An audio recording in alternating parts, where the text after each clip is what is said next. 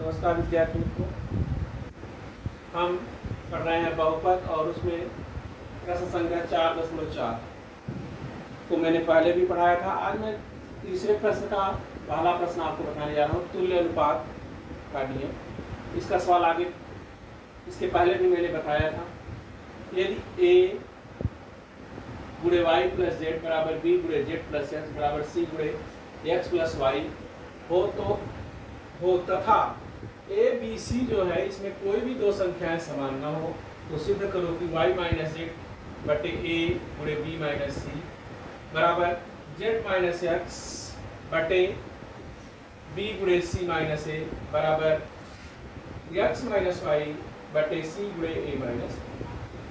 अब देखिए, हमारा जो दत्त है उसमें हर नहीं दिखाई दे रहा, अंश में ही हर इसके कुछ नहीं है तो अंश माना जाएगा। इसमें a b c है और x y z भी है, लेकिन जो साध्य है जिसको सिद्ध करना है उसमें अंश में जो है x y z है और हर में जो है वह a b c है। तो हम क्या करते हैं, पहले जो दत्त है उसमें a b c से भाग दे देते हैं। देखिए, ये दत्त है a गुणे y प्लस जेड बराबर b गुणे जेड प्लस एक्स बराबर c गुणे एक्स प्लस वाई, ये दत्त है। इसमें हमने भाग दे दिया a b c से। तो a b c से जब भाग दिया तो यहाँ a से a कट गया, यहाँ b से b कट गया, यहाँ से c से c कट गया। आया क्या, y प्लस जेड बटे b c बराबर जेड प्लस एक्स बटे ए सी बराबर एक्स प्लस वाई बटे ए बी। और हमने इसी को मान लिया, दूसरी लाइन न लिखते हुए मैंने इसी को माना कि यह k है। अब हमने तुल्य अनुपात का नियम लगाया। तुल्य अनुपात का नियम इसमें 1 2 3 बार लगेगा, बराबर 2 बार है इसलिए 3 बार लगेगा। तो पहले इसको सिद्ध करेंगे, फिर इसको सिद्ध करेंगे और फिर इसको सिद्ध करेंगे। इसके बाद तो ये सवाल थोड़ा बड़ा होता है।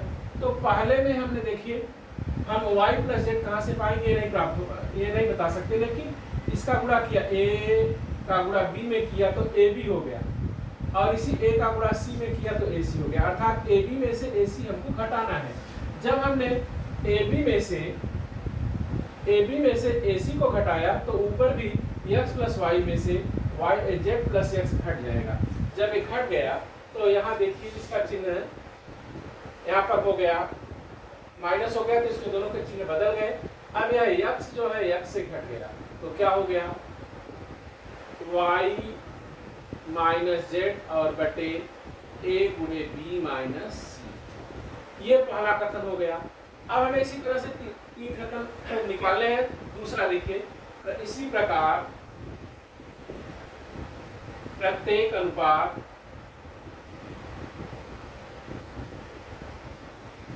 के बराबर यह होगा। अब हमको क्या देखना है, देखिए यहाँ दूसरे में है b का गुणा हमने c में किया bc और माइनस इसी b का गुणा a में किया ab।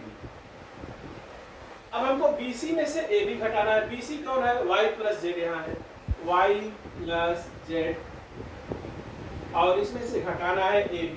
ab कौन है, x minus y, x plus y. अब देखिए इसके चिन्ह बदल जाएंगे, y minus z minus x और माइनस वाई, यहाँ प्लस होगा, सॉरी ये प्लस है, देखिए y प्लस जेड।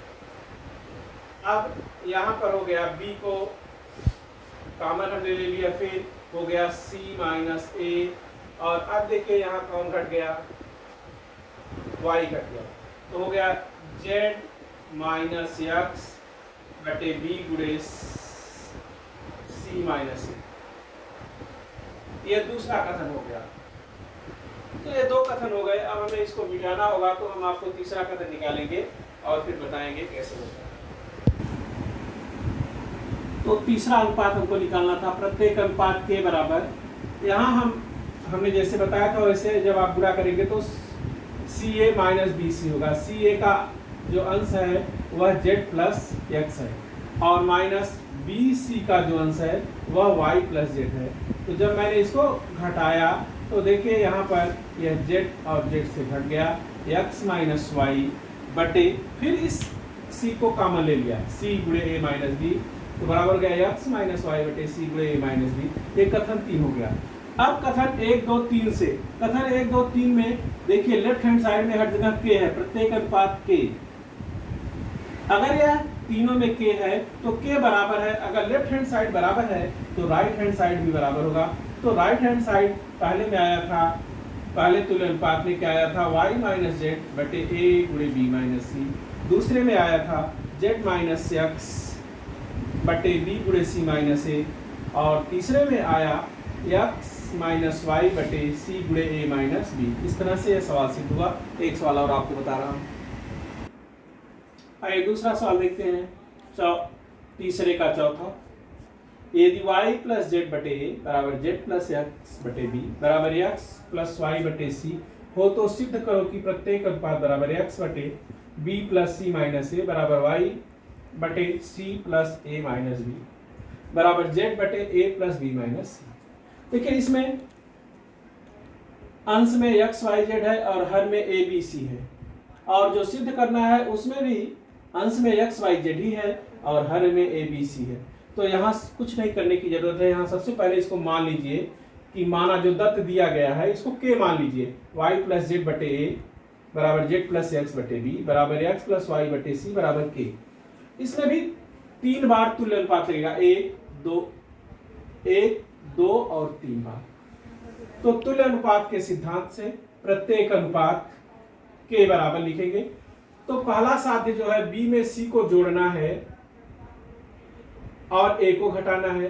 तो हमने b में c को जोड़ दिया और a को घटा दिया, क्योंकि अंश से हमको कुछ मिलेगा नहीं, हर से ही मिलने वाला है। b में c को जोड़ा और a को घटाया। b का अंश जो है z प्लस एक्स है, z प्लस एक्स, और c का अंश है x प्लस वाई, और a का अंश है y और प्लस z। तो इस दोनों को जोड़ा और इसको घटाया। जब इसको घटाएंगे तो इसका चिन्ह बदल जाएगा। तो ये दोनों ऋण हो गया।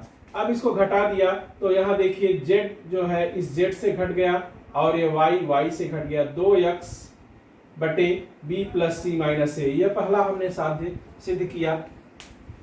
इसी प्रकार दूसरा जो है, दूसरे में प्रत्येक अनुपात बराबर k बराबर, यहाँ c में a को जोड़ा गया और b को घटाया गया है, c प्लस ए माइनस बी।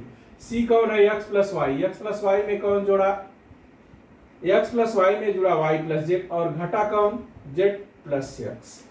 अब इस z प्लस एक्स के चिन्ह बदल जाएंगे तो यहाँ दोनों माइनस हो गए। अब देखिए यह x से x घट गया और z से z घट गया, 2y अपान सी प्लस ए माइनस बी, यह दूसरा हो गया। इसी प्रकार तीसरा भी प्रत्येक अनुपात, यहाँ तुलना कर रहे हैं k बराबर हो गया। हमने a में देखिए a में b को जोड़ा गया है, a में b को जोड़ा गया और c को घटाया गया है। तो a का अंश है y प्लस जेड और b का अंश है z प्लस एक्स और c का अंश है x माइनस वाई। इसको जब घटाया तो इसके चिन्ह बदल गए। तो यहाँ देखिए इस y से यह y घट गया और इस x से यह x घट गया, 2z बटे a प्लस बी माइनस सी। अब देखिए कथन 1 और 2 3 में प्रत्येक अनुपात का मान है k और k। अगर ये लेफ्ट हैंड साइड बराबर है तो यह राइट हैंड साइड भी बराबर होगा। तो कथन 1 2 3 से यह बराबर, पहला बराबर दूसरा बराबर तीसरा।